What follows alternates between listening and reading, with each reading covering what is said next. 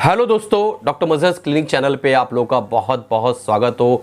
मैं डॉक्टर मजहर खान। दोस्तों आज हम बात करने वाले हैं फीवर के बारे में, जो कि बहुत ही कॉमन डे टू डे हर एक घर में आने वाली समस्या है। हर एक घर में ये प्रॉब्लम होती है, किसी ना किसी को कभी ना कभी बुखार चढ़ता ही रहता है। घर में अगर 10 सदस्य रहते हैं तो हफ्ते में एक आध किसी को बुखार चढ़ जाता है, कभी वायरल, कभी कुछ और, कभी कुछ और। तो फीवर की जो परिभाषा है, फीवर क्या है, फीवर कैसे आता है, बॉडी फीवर को कैसे रेगुलेट करती है, हमारे बॉडी का टेम्परेचर कैसे रेगुलेट होता है, इन सारी चीज़ों के बारे में इस जो है वीडियो के अंदर हम देखने वाले हैं। इससे पहले आप लोगों से रिक्वेस्ट है, अगर आप इस चैनल पर नए हैं और अभी तक इस चैनल को सब्सक्राइब नहीं किया दोस्तों, तो तुरंत सब्सक्राइब कर लीजिए और बेल बटन दबा दीजिए, ताकि जब भी नए वीडियोज इस तरीके के मैं बनाऊं वो आपके मोबाइल तक तुरंत पहुंच सके और आप उससे फायदा उठा सके दोस्तों। तो सबसे पहले समझते हैं कि फीवर क्या है। तो उससे पहले समझ लेते हैं दोस्तों कि हमारी बॉडी जो है टेम्परेचर को रेगुलेट कैसे करती है।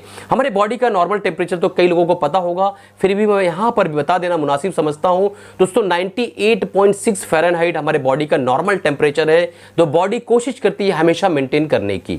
अब बॉडी के अंदर जो है दोस्तों कभी कभी क्या होता है, बहुत ज़्यादा गर्मी बढ़ने के वजह से बाहर की हीट 40, 42, 41 डिग्री सेल्सियस जब चले जाती है गर्मियों के दिनों में, तो हमारी बॉडी जो है अपने टेम्परेचर को रेगुलेट करती है। उसकी रेगुलेट करने के लिए सबसे बड़ा रोल जो होता है प्ले करता है हमारे दिमाग के अंदर हाइपोथैलेमस। हाइपोथैलेमस के अंदर एंटीरियर और पोस्टीरियर दो पार्ट्स होते हैं, उसका अपना अलग अलग काम होता है। एक काम जो करता है ठंडियों के दिन रेगुलेशन करता है, और एक जो एंटीरियर है वो गर्मियों के दिन रेगुलेट करता है। दोस्तों वो बहुत डीप में जब जाएंगे तो ये जो वीडियो है वो मेडिकल वीडियो बन जाएगा। मैं चाहता हूँ एक जनरल पब्लिक इस चीज़ को समझ सके।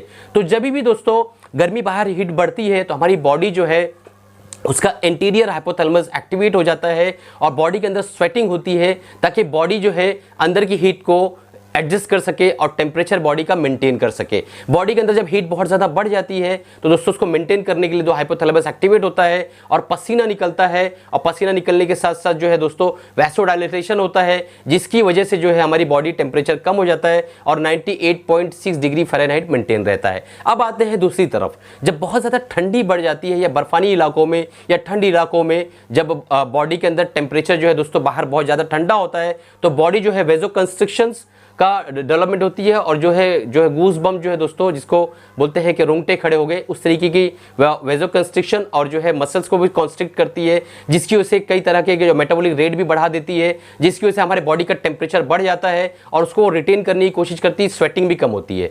तो इसकी वजह से बॉडी का जो इंटरनल टेम्परेचर है वो मेंटेन करने की कोशिश करती है 98.6 डिग्री फ़ारेनहाइट। तो दोस्तों ये जो है बॉडी इस तरीके से रिएक्ट करती है, तो आप समझ में आओगे बॉडी किस तरीके एडजस्ट करती है। तो अब क्या होता है फीवर में, क्या होता है दोस्तों, फीवर में जब इन्फेक्शन बदन के अंदर आता है तो ही हमारे बदन के अंदर जो है टेम्परेचर बढ़ जाता है। उस वक्त हमारा जो थर्मोरेगुलेटर सेंटर है, जिसे हम टेम्परेचर सेंटर भी कह सकते हैं, वो जो है थोड़ा सा ऊपर जाके एडजस्ट हो जाता है और हमारी बॉडी के अंदर बुखार चढ़ा रहता है। तो अब इस बुखार के चढ़ने के बाद इसके असबाब क्या हो सकते हैं, इसके जो है अवारिजात क्या हो सकते हैं, किस वजह से बुखार आता है, ये सारी चीज़ों को हम समझ लेते हैं। तो बुखार आने के दोस्तों इंडिया के अंदर जो सबसे कॉमन अलामत है वो है टाइफाइड फीवर, मलेरिया, डेंगू और इन्फेक्शन।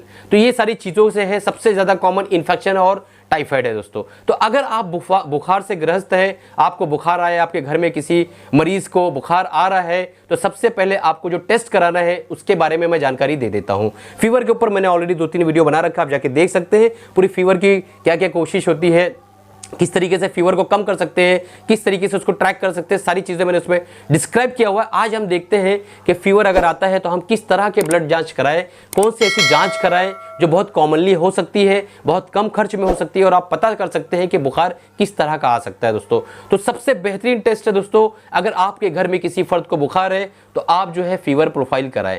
फीवर प्रोफाइल के अंदर जो है दोस्तों सीबीसी होता है, कंप्लीट ब्लड काउंट होता है, जिसके अंदर हमें हेमोग्लोबिन, प्लेटलेट, इज़नोफिल, न्यूट्रोफिल, सारी तरह के पैक्ड सेल्स वगैरह के बारे में जानकारी मिलती है, और हमें WBC के बारे में जानकारी मिलती है। अगर WBC बड़ा है तो आपका डॉक्टर समझ जाएगा क्या करना है, WBC ज़्यादा कम हो गया है तो वो समझ जाएगा क्या करना है। प्लेटलेट की कमी जाती से भी आपके डॉक्टर को ही आपको बताना है कि ये क्या प्रॉब्लम है।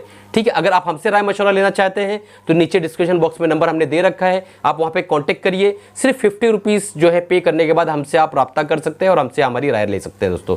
अब चलते हैं, देखने की कोशिश करते हैं कि फीवर प्रोफाइल में और क्या क्या जांचें हैं। यूरिन रूटीन होता है यूरिन रूटीन के अंदर जो यूरिन के अंदर कोई इन्फेक्शन है उसकी जांच की जाती है, उसके भी कई सारे पैरामीटर्स हैं, उसकी जांच होती है। और उसके बाद ESR की जांच होती है। ESR अगर बढ़ा हुआ है तो वो समझने की कोशिश करता है आपका डॉक्टर कि क्या प्रॉब्लम हो सकती है। तो ESR जो एक रूटीन टेस्ट में आता है जिसको फीवर प्रोफाइल हम कहते हैं, उसके अंदर ESR भी शामिल है। और SGPT की जांच होती है और विडाल की जांच होती है। तो विडाल SGPT जो है वो एक लीवर की जांच है, उसके डिटेल वीडियो हम किसी दिन बना देंगे। तो SGPT, Widal, ESR, complete blood count और साथ में जो है हमारा यूरिन रूटीन, इतनी जांचें हो जाती है। तो इन सारी जांचों के बाद आपके जो बदन के अंदर या जो भी मरीज़ है उसके बदन के अंदर किस वजह से बुखार आ रहा है लगभग पता हो जाता है दोस्तों। तो ये बेसिक टेस्ट है फीवर प्रोफाइल टेस्ट, तो इसको आपको करा लेना है अपने डॉक्टर से एडवाइस लेने के बाद। चलिए दोस्तों, उम्मीद है कि आपको इस वीडियो के अंदर फीवर के बारे में बहुत कुछ जानने की कोशिश बहुत कुछ जानने की मदद मिली होगी और आपको ये वीडियो पसंद आया होगा।